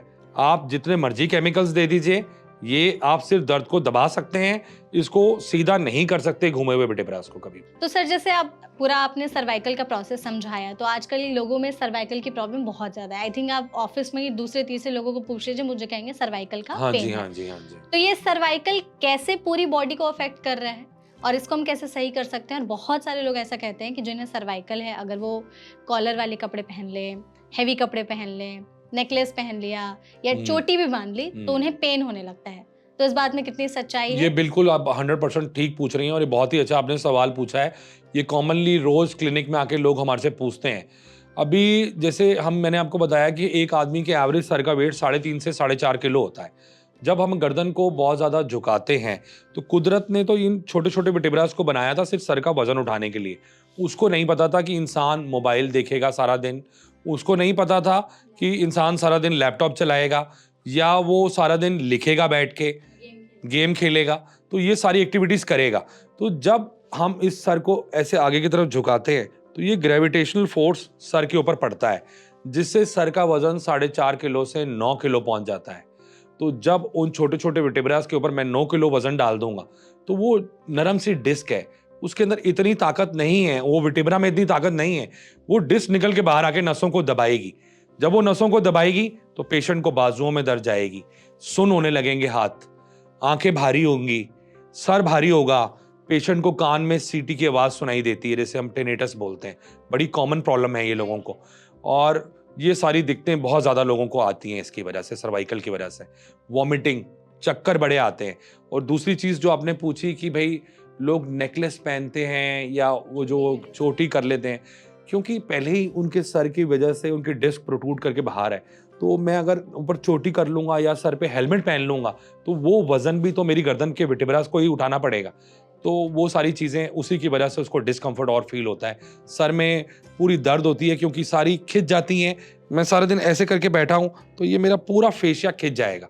तो अगर इस नेक को अगर मैं रोज़ जाके, जो लोग इस प्रोग्राम को देख रहे हैं, मैं उनको यही रिक्वेस्ट करूँगा कि आप घर में जाके अपनी गर्दन को रोज़ 10 मिनट के लिए बेड के कोने पे लेट के पीछे की तरफ लटकाएं। इस तरह से अगर आप लटकाएंगे, हमारा सारा दिन एक्टिविटी मोबाइल पे, लैपटॉप पे, आगे हमारी गर्दन झुक रही है, अगर मैं उसको 10-15 मिनट के लिए पीछे की तरफ ले जाऊंगा तो हमारी गर्दन बिल्कुल रिलैक्स हो जाएगी, हमें बहुत आराम मिलेगा। राइट सर, आपने जैसे बोला कि बेड पर ही हम ये चीजें कर सकते हैं, गर्दन को पीछे। हाँ जी। और कुछ ऐसी एक्सरसाइज है, कुछ लोग सच में लेजी होते हैं बहुत हाँ जी, ज्यादा, हाँ जिनसे जी, नहीं हाँ हो जी। पाती एक्सरसाइज, तो बेड पर ही कुछ ऐसी एक्सरसाइज कर सकते हैं? बिल्कुल मैम, बिल्कुल कर सकते हैं। आप अपनी गर्दन को पीछे की तरफ लटका सकते हैं इस तरह से, और साथ में अगर आप ऐसे लटका रहे हैं तो आप अपनी गर्दन को इस तरफ भी लेके जाइए, ये वाली आपकी मसल खींचेगी जो स्टिफ हो रही है।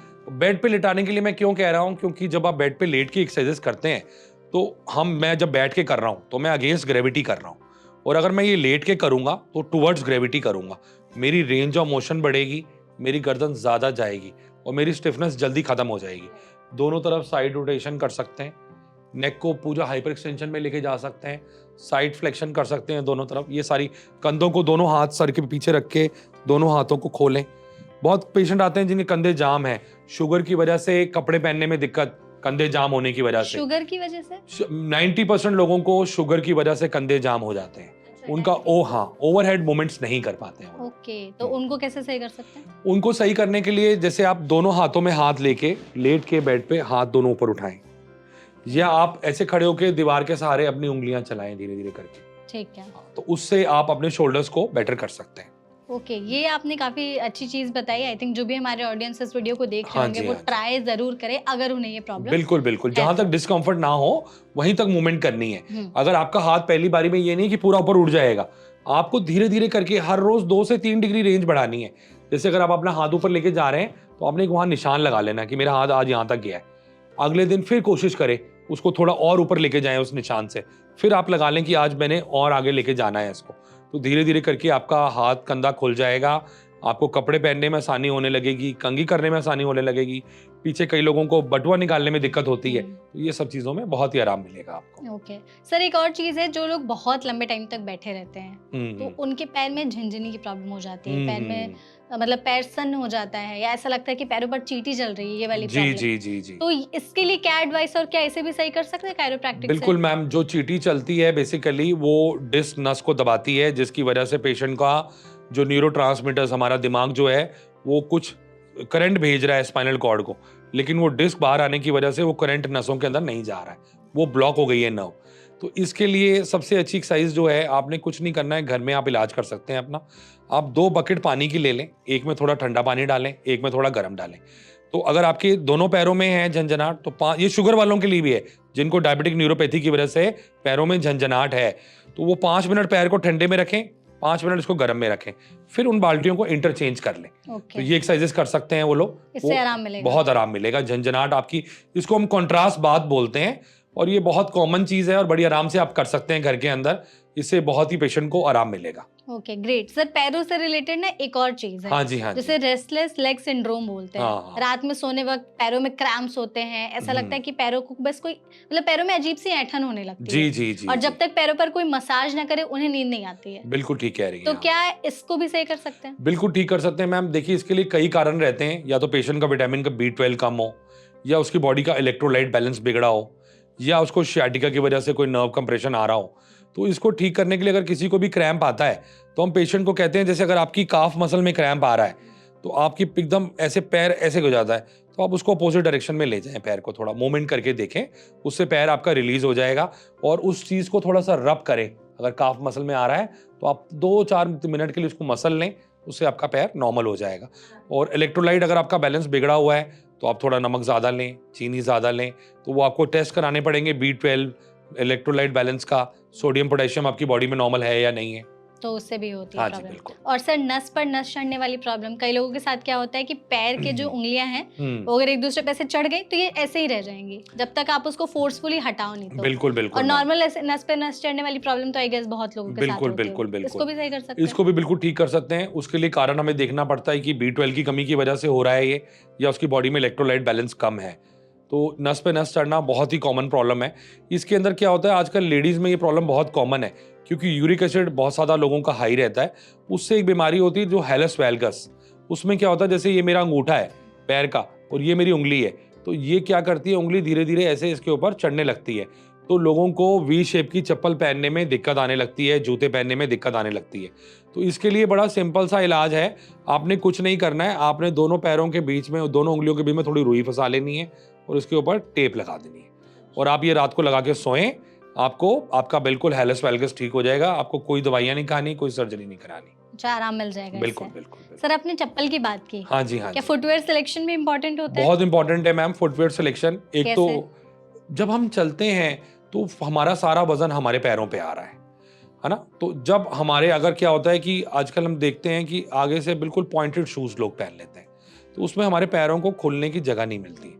तो पैरों को खुलने की जब तक जगह नहीं मिलेगी तो हमारे पैरों में दर्द होने लगेगी। लोग हील्स पहनते हैं, जब कोई हील पहन लेगा तो उसके क्या होगा, बेसिकली उसका ऐसे पैर इस तरह, जैसे ये मेरा पैर है, उसका पैर इस तरह हो जाएगा।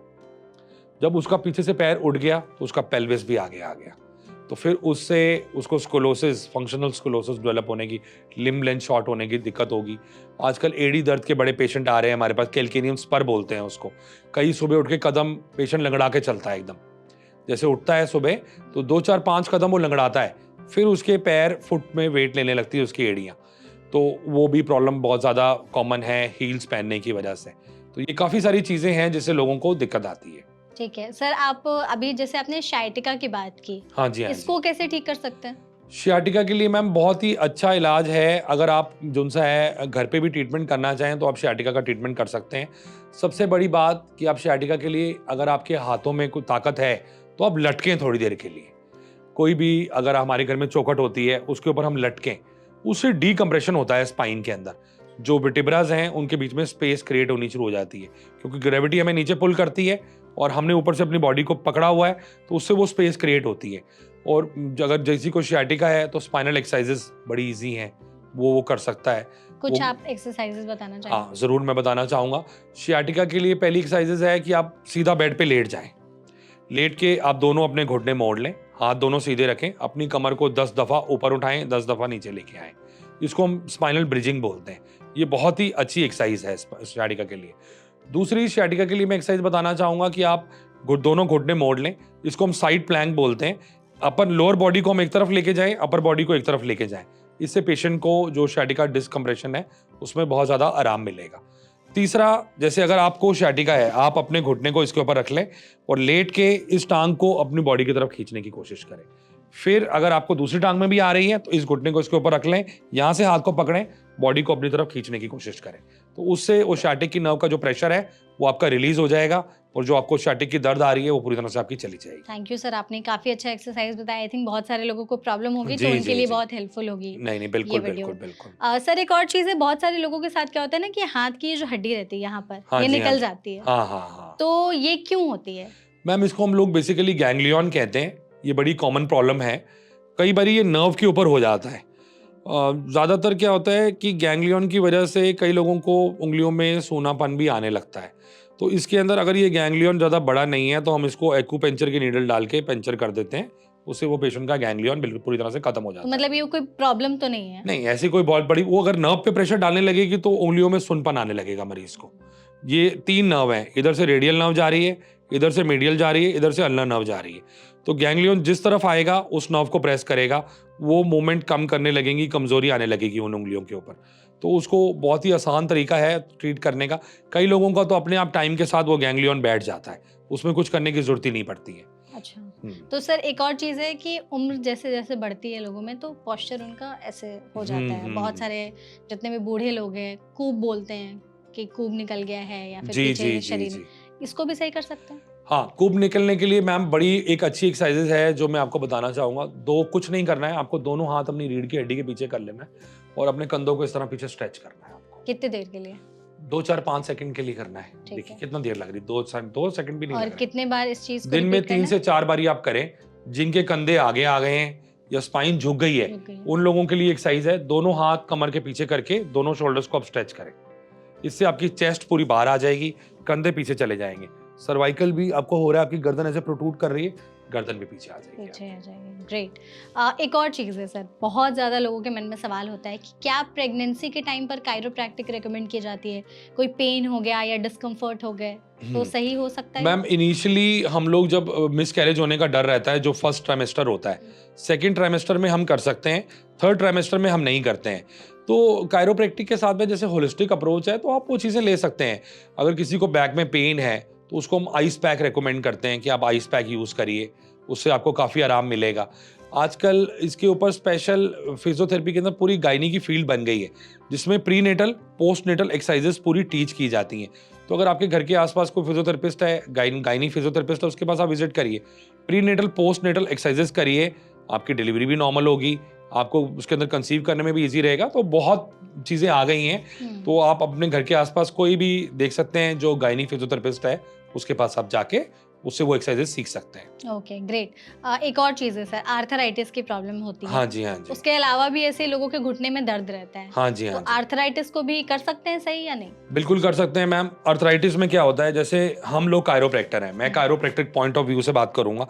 जैसे ये मेरा पैर है, अब आपने देखा होगा कई लोगों की टांगे तीर कमान की तरह टेढ़ी हो जाती है, उसको हम बोलते हैं बो लेग्स मेडिकल टर्म्स में। कई लोगों की टांग बाहर की तरफ चली जाती है, ये वाली टांग ऐसे टेढ़ी हो, उसको बोलते हैं नॉक नीज। ये क्यों हो रही है? मेरी जो बॉडी का वेट है वो सीधा इस डायरेक्शन में जाना चाहिए, है ना। अगर मेरी बॉडी का वेट इस तरफ को जाएगा तो मेरा अंदर से घुटने का जो गैप है वो खत्म हो जाएगा, बायोमैकेनिकल डिसऑर्डर क्रिएट हो जाएगा। और अगर इधर से गैप खत्म हो जाएगा तो मेरी टांग अंदर की तरफ जाएगी, उसको हम नॉक नी बोलते हैं। कायरोप्रैक्टिक ट्रीटमेंट में जैसे हम जॉइंट स्पाइन की अलाइनमेंट करते हैं तो हम अर्थराइटिस को क्योर कर सकते हैं पूरी तरह। उसकी जो बोन्स की डिस्प्लेसमेंट है उसको हम करेक्ट कर सकते हैं। हम डायरेक्शन ऑफ फोर्सेस को चेंज कर देते हैं। उससे पेशेंट को काफ़ी ज़्यादा आराम मिलता है। आराम मिलता है। सर यहाँ पर जो सबसे ज़्यादा हमारा कॉमन पूछा जाने वाला सवाल है ऑडियंस की तरफ से कि कायरोप्रैक्टिक्स से सोने की चीज़ों को कैसे ठीक किया जा सकता है, तो स्लीपिंग पैटर्न्स की बात करते हैं। सबसे पहले तो सर ये बताइए कि क्या कायरोप्रैक्टिक ट्रीटमेंट से नींद को बेहतर किया जा सकता है? बिल्कुल बेहतर किया जा सकता है मैम। इसके अंदर जैसे मैंने आपको बताया कि भाई क्रेनियल ऑस्टियोपैथी ट्रीटमेंट होता है। क्रेनियल ऑस्टियोपैथी ट्रीटमेंट से हम नींद को बेहतर कर सकते हैं। पेशेंट की जितनी टेंशन है उसको सारा रिलीज़ कर सकते हैं। बहुत सारे हमारे पास मरीज़ आते हैं जो स्ट्रेस में हैं, जिनको बहुत स्ट्रेस है, बहुत सोच रहे हैं, तो उनकी हम सारा स्ट्रेस उनको डिस्ट्रेस कर सकते हैं क्रेनियल ऑस्टियोपैथी ट्रीटमेंट से। तो आप गूगल पे सर्च करिए, बहुत आपको अच्छे रिजल्ट्स मिलेंगे। बहुत टाइम से ट्रीटमेंट की जा रही है, बहुत पुरानी ट्रीटमेंट है और बहुत पावरफुल ट्रीटमेंट है। ये एक छुपी हुई साइंस है जो अब इंडिया के अंदर कुछ लोग जो बाहर से डिग्री करके आ रहे हैं, लोगों को ट्रीटमेंट दे रहे हैं, तो पेशेंट को काफ़ी आराम आ रहा है इससे। ठीक है।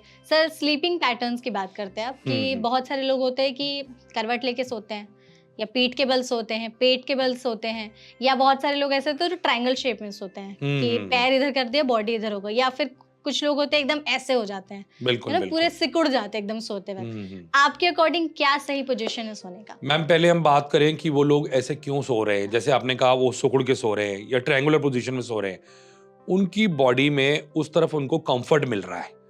वो सारे दिन झुक झुक के लैपटॉप के आगे, उनकी बॉडी की शेप ही वैसी हो गई है। अब आपके लिए जो पोस्टर ठीक होगा वो मेरे लिए ठीक नहीं होगा, स्लीपिंग पोस्टर। तो जैसा जिसका कंफर्ट जोन है वो वैसे सोएगा। इसके अंदर हम लोग क्या कहते हैं पेशेंट को कि जो बेड है आपका वो मीडियम डेंसिटी फोम का होना चाहिए। वो बहुत सख्त भी नहीं होना चाहिए, वो बहुत नरम भी नहीं होना चाहिए। तो आप जिस गद्दे पे बैठ रहे हैं उसको दबा के देखिए।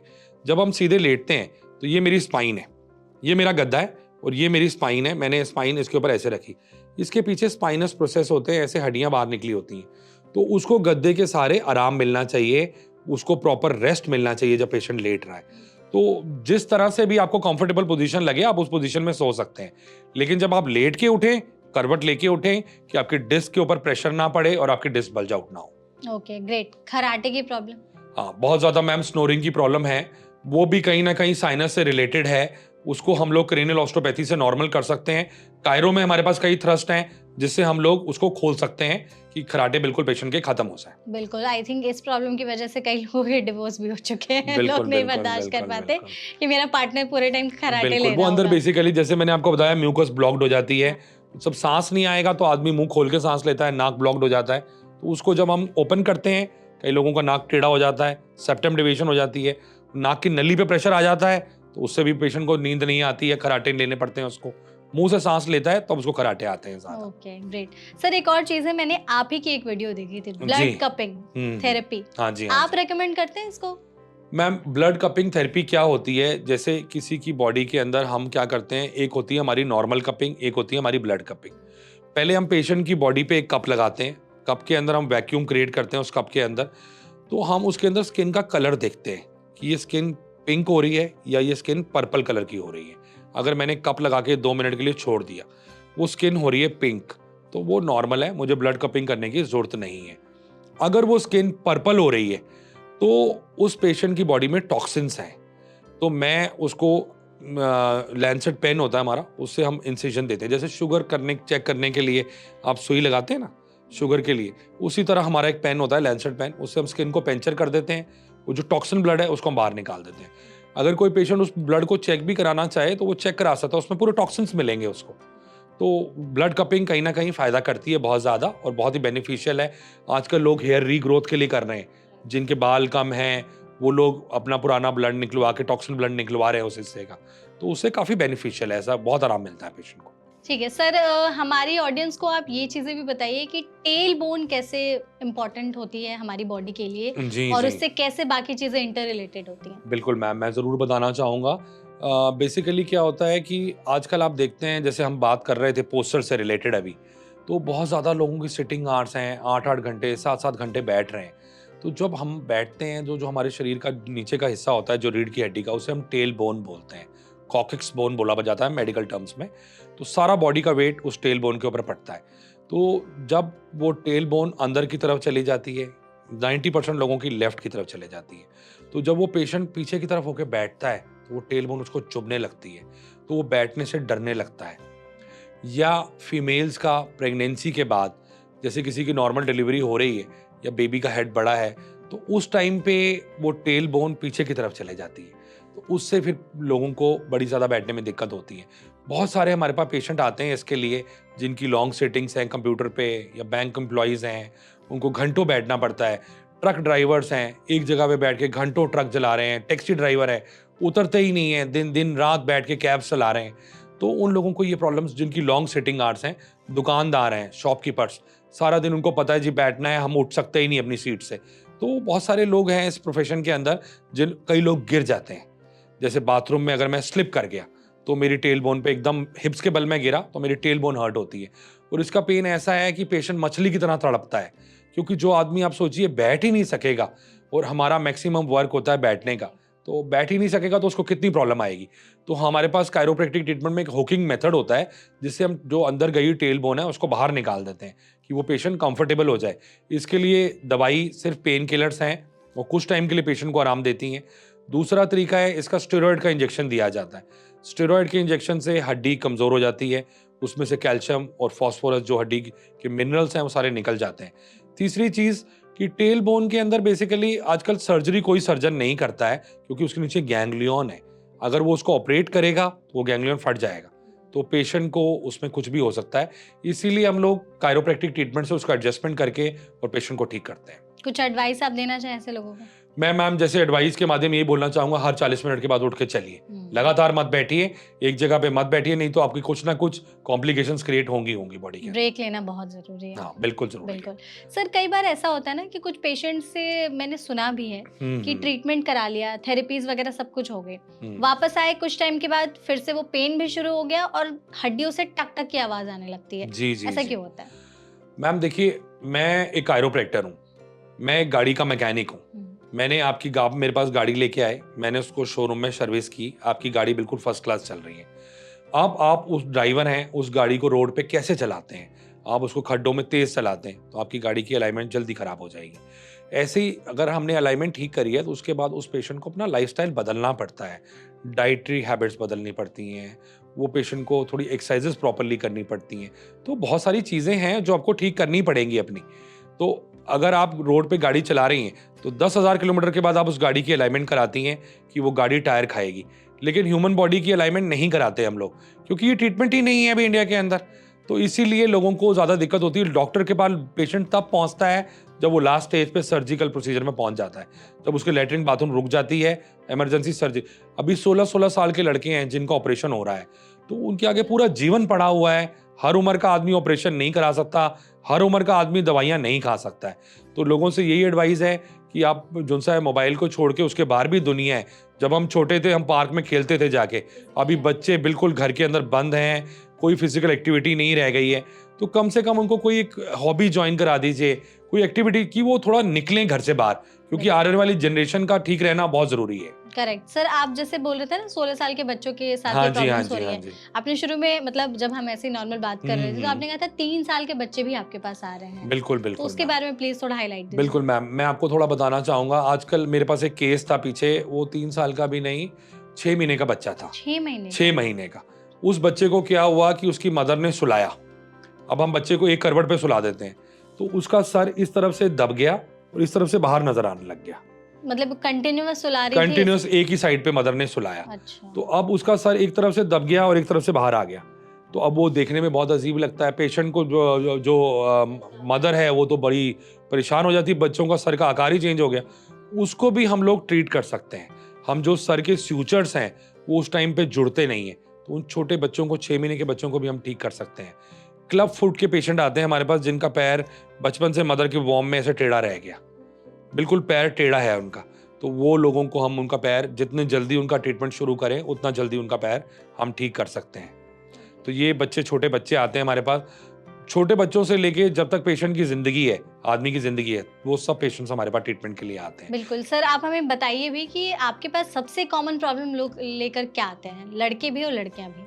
मैम सबसे कॉमन प्रॉब्लम आजकल शाटिका की प्रॉब्लम बहुत कॉमन है, चाहे मैं बात करूं मेल्स की, चाहे मैं बात करूं फीमेल्स की।